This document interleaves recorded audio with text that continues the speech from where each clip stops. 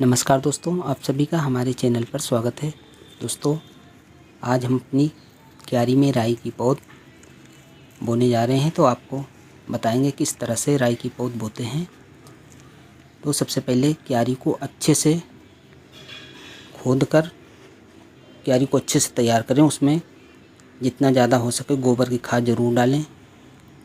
ये देखिए, ये हमने पहले अलग राई की पौध तैयार कर रखी थी। अब ये लगाने लायक हो गए हैं। कुछ छोटे हैं, कुछ पौधे बड़े हो गए हैं, तो जो बड़े बड़े पौधे हैं उनको निकाल लिया है। अब इनको हम अपनी इस क्यारी में लगाएंगे।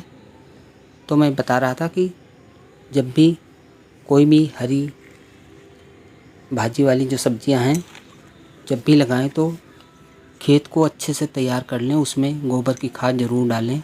गोबर की खाद सबसे बढ़िया होती है, वो ताकतवर होती है, उसमें बहुत ताकत होती है। इसलिए हो सके तो उसमें गोबर की खाद ही डालें, बढ़िया पकी हुई। जितना अच्छे से उसमें पोषक तत्व होगा गोबर की खाद डालेंगे, उतनी अच्छी पौधों की ग्रोथ अच्छी होगी, उसकी हरियाली अच्छी होगी पत्तों की, क्योंकि ये पत्तियों वाली सब्जियां होती हैं। तो इसके लिए गोबर और पानी सबसे ज़्यादा आवश्यक होता है। और जब भी इनके पौधों को लगाएं तो कम से कम 1-1.5 फीट की दूरी में लगाएं, जिससे इनको फैलने का जगह मिलता रहे। ये देखिए, हमने इस तरह से लगाया है इनको, लगभग 1.5 फीट की दूरी में लगाया है इन सभी पौधों को एक एक करके। फिर लगाने के बाद दोस्तों, इसमें डायरेक्ट पानी न डालें, क्योंकि ताज़ी पौध होती हैं, उस समय फिर पौध उखड़ने का डर होता है अगर आप प्रेशर से डालेंगे तो। इसलिए इनको इनके जहाँ जहाँ लगाए हैं पौध वहीं इनको थोड़ा थोड़ा पानी डालें। फिर उसके बाद 2-3 बार इसमें थोड़ा थोड़ा पानी डालते रहें।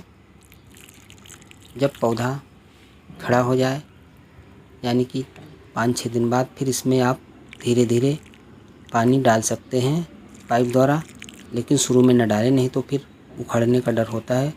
पौधे छोटी होते हैं और उसमें पकड़ भी नहीं होती जड़ों की, इसलिए शुरू में इसी तरह से डालें पौधे के पास। उसके बाद फिर धीरे धीरे पाइप से डालते जाएं, और जब बड़े हो जाएं तो फिर किसी तरह से भी आप डाल सकते हैं, बशर्ते इनकी देखभाल का सबसे मेन यही है कि इसमें गोबर की खाद ज़रूर डालें अगर हो सके तो, नहीं तो वर्मी कंपोस्ट डालें, तो पौधों की ग्रोथ अच्छी होगी।